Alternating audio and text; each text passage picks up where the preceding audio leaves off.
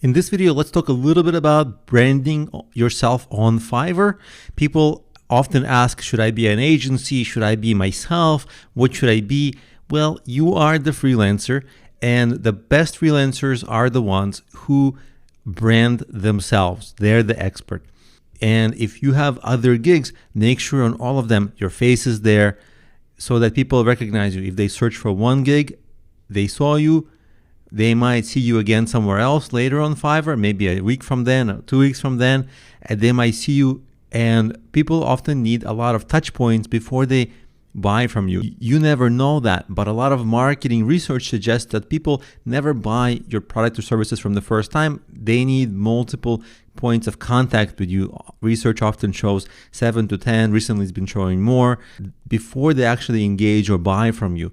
So make sure they recognize you every time they see you, and you do this with just a photo of you that's clear. And especially if you're active on other platforms, YouTube, Udemy, Upwork, anywhere, mobile apps, podcast, anywhere. If you're active on anything online, make sure that the photos you use, the branding you use, the services you provide are consistent, so that when they see you on Fiverr, they recognize you. This happens to me all the time. Maybe about 20% of all the people who buy my Fiverr gigs are people who chose my gig over another seller because they recognized me before. Maybe they saw me on Udemy, maybe on YouTube, maybe somewhere else, maybe they read my book. Buyers tell me that all the time. So it's really important to have a clear photo of you. And regarding your name, you can have just your name or a name of your service. So for example, for my case, it would be my name is just my last name, or it could be my last name like underscore design if I was doing design, or SEO if I was doing SEO. The only problem with having the service name in the name is that in case I change, let's say I was design before, but now I changed to marketing, it would confuse the buyers.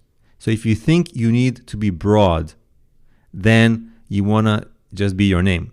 But if you're design and you're design your whole life and you're not changing that and you're pretty sure about it, then you want to stay Gynedinik Design. And if you have design in your name, that's actually much stronger branding, because if the service is literally in your name, that's so much stronger because it creates incredible immediate credibility, because people think, well, they specialize in design. It's in their name.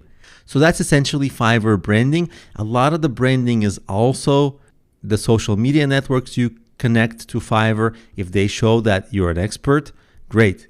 If they don't show that you're an expert, okay, you got to clean up your social media a little bit, make it more professional.